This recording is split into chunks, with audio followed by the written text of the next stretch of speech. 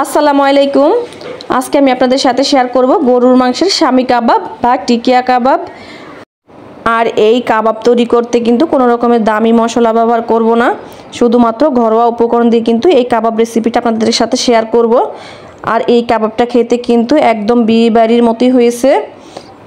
তো আশা করছি ভিডিওটা আপনাদের কাছে ভালো লাগবে আর সহজ লাগবে।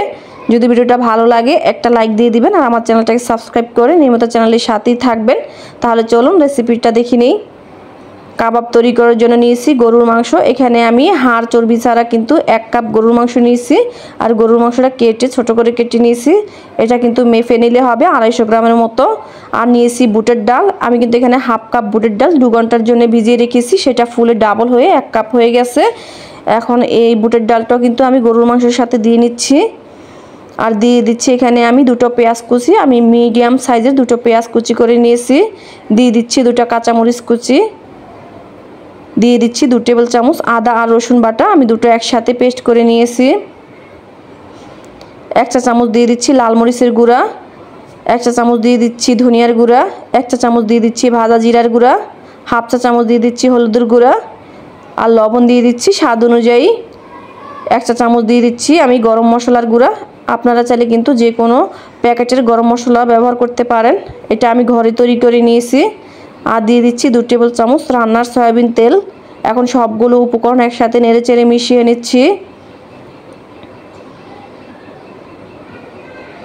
এখন আমি এর মাঝে দিয়ে দিচ্ছি পানি। এখানে আমি 3 কাপ পানি দিয়ে নিচ্ছি। যেহেতু আমাদের গরুর মাংসটা আছে আবার বুটের ডাল আছে, সেহেতু সিদ্ধ হতে একটু সময় লাগবে। আমি 3 কাপ পরিমাণ পানি দিয়ে নেড়ে চেড়ে তারপর একটা ঢাকনা দিয়ে কিন্তু চুলার উপরে বসিয়ে দিয়েছি।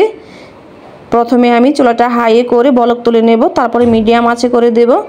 মাঝে একবার কিন্তু ঢাকনাটা খুলে নেড়ে চেড়ে নিচ্ছি। এখানে কিন্তু আমার ডালটা সেদ্ধ হয়ে গেছে। এখন আমি আবারও ঢাকনা দিয়ে ডেকে এটাকে রান্না করে নেব। দেখুন এখানে কিন্তু প্রায় পানিটা শুকিয়ে এসেছে। এখন আমি একটু নেড়ে চেড়ে মিশিয়ে নিচ্ছি আর পানিটা শুকিয়ে নিচ্ছি। এখানে কিন্তু পানিটা শুকিয়ে গেছে। এখন আমি চুলাটা বন্ধ করে দেব আর এটাকে ঠান্ডা করে নেব। এখানে দেখুন আমার কিন্তু ডাল আর মাংস ঠান্ডা হয়ে গেছে। এখন আবার একটু নেড়ে চেড়ে নিচ্ছি। আমি এখানে একটা ব্লেন্ডার জগ নিয়েছি, আমি ব্লেন্ডার জগ দিয়ে কিন্তু এই মিশ্রণটাকে পেস্ট করে নেব। তবে আপনারা চাইলে কিন্তু পাটায় বেটেও নিতে পারেন, এতে করে দেখা গেছে কাবাবটা আরও বেশি সুন্দর হয়। আমরা কিন্তু এটাকে পুরো একদম ব্লেন্ড করে মিহি করে ফেলবো না, আমি আপনাদেরকে দেখিয়ে দিচ্ছি আমি এটাকে কীভাবে ব্লেন্ডার করে নিয়েছি। এখানে কিন্তু আমি ব্লেন্ডার করে নিয়ে এসেছি। আর দেখুন এটা কিন্তু কতটা আঁশ রয়েছে, আপনি দেখি নিশ্চয়ই বুঝতে পারছেন এটা কতটা আঁশযুক্ত হয়েছে। এখন আমি এর মাঝে কিছু উপকরণ দিয়ে দিচ্ছি। এখানে আমি 1 মুঠো পেঁয়াজ কুচি, আমি পেঁয়াজটাকে একটু মিহি করে কুচি করে নিয়েছি। দিয়ে দিচ্ছি 3 থেকে 4টা কাঁচামরিচ কুচি, 1 টেবিল চামচ দিয়ে দিচ্ছি পুদিনা পাতা, আর দিয়ে দিচ্ছি 1 টেবিল চামচ গরম মশলার গুঁড়া। তবে চাইলে এখানে কিন্তু আপনারা ধনিয়া পাতাও ব্যবহার করতে পারেন। এখন দিয়ে দিচ্ছি আমি 2টো ডিম। যেহেতু আমার মিশ্রণটা একটু শুকনো শুকনো হয়েছে, তাই এখানে আমার 2টো ডিমই লাগবে। তবে আপনারা একবারে 2টো ডিম না দিয়ে একটা ডিম দিয়ে প্রথমে দেখে নেবেন, যদি লাগে তাহলে আরেকটা ডিম দিয়ে নেবেন।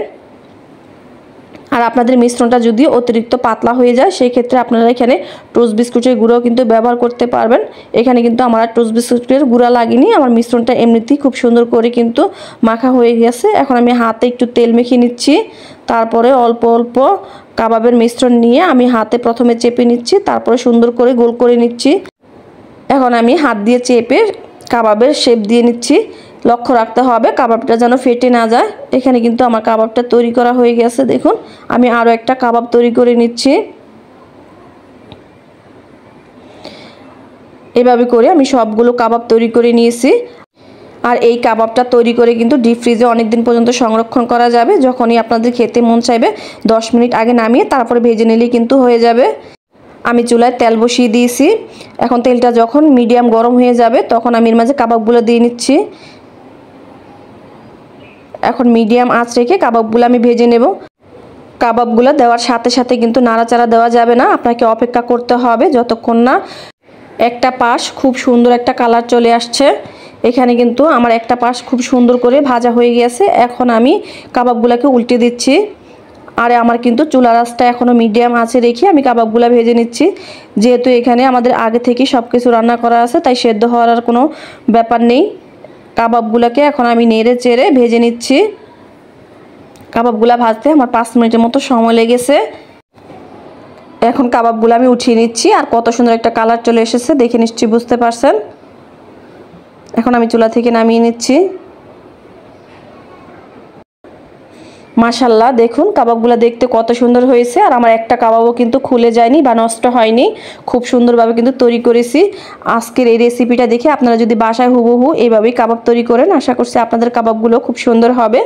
এখন আমি আপনাদেরকে একটা কাবাব ভেঙে দেখাচ্ছি, এর ভিতরটা কতটা সুন্দর হয়েছে আর কতটা আঁশ দেখা যাচ্ছে। আর আলহামদুলিল্লাহ, খেতে কিন্তু অনেক বেশি মজা হয়েছে। আপনি এটা যাকেই তৈরি করে খাওয়ান সে কিন্তু বুঝতেই পারবে না আপনি এখানে কোনো রকম স্পেশাল মশলা ব্যবহার করেননি, শুধুমাত্র ঘরোয়া উপকরণ দিয়ে এই কাবাবটা তৈরি করেছেন। তাই অবশ্যই একবার বাসায় বানিয়ে দেখবেন কেমন হয়েছে, আমাকে কমেন্ট করে জানাবেন।